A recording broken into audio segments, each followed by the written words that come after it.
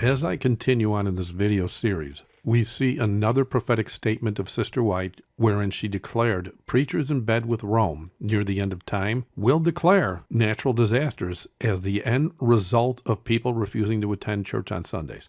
And thanks to the National and World Council of Churches, all Christian churches are in bed with Rome now, including the Seventh-day Adventist Church, who now sends their tithes to the Pope. Notice what she said way back in 1884. She said, men in responsible positions will not only ignore and despise the biblical Sabbath themselves, but from the sacred desk will urge upon the people the observance of the first day of the week, pleading tradition and custom in behalf of this man-made institution.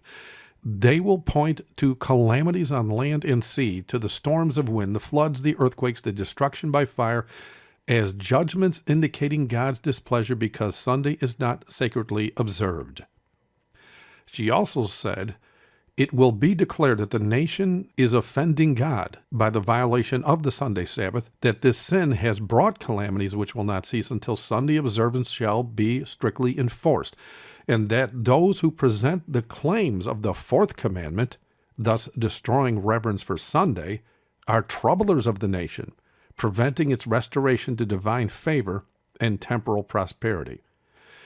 In my February 2005 newsletter, I shared an article that was posted shortly after the December 26, 2004 tsunami that killed upwards of 300,000 people at its final count. The following is an excerpt from that article. It says a Christian minister claims that the tsunami of Sunday, December 26, killing at least 160,000 people, was direct result of pleasure seekers breaking God's Sabbath. It has to be noted that the wave arrived on the Lord's day, the day God set apart to be observed the world over as a holy resting from all employments and recreations that are lawful on other days. So as we can see, her prediction was dead on. And so we must expect this type of announcement to not only be repeated in the coming days, but it will soon be brought to the forefront of the law-making process when the Lord uses his remnant people in the loud cry that causes many obedient souls to leave the churches of Babylon so as to embrace the Lord Jesus in truth. When the masses leave those churches due to the loud cry message, those pastors will use their government-given powers under the long-prophesied 501c3 contract to lobby for Sunday laws so as to try and stop the truth from spreading. No, they won't be so concerned about us being right about the Sabbath truth, for they will be much more concerned at how the truth we preach is causing their congregants to leave their churches, which in turn threatens their income generated by their donations. Money has always been the carrot Satan used with these false preachers to do the things they do. This is why they all signed on to the 501c3 contract in the first place, which, as prophesied, is helping them to create an image to the beast in Rome. As we have been warned in the prophetic word, these preachers of filthy lucre only went to seminary to be able to learn how to make massive amounts of money with their stadium-sized churches.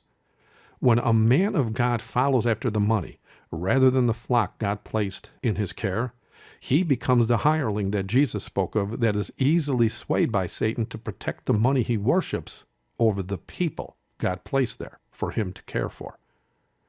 And since these wolves in sheep's clothing have bowed to Rome so as to gain the power and riches they clamor after, as expected, they will come together as one when the Antichrist in Rome echoes John Paul II's supposed saintly declaration from his Deus Domini, which was, Christians will naturally strive to ensure that civil legislation respects their duty to keep Sunday holy. Now do you see why they made John Paul II a saint so quickly?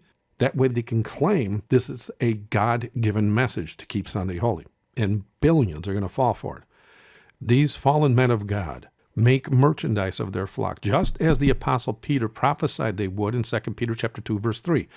And as he also prophesied, their judgment that was declared long ago no longer lingers.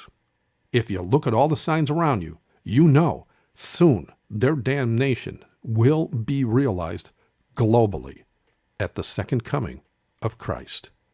Thank you for watching. God bless.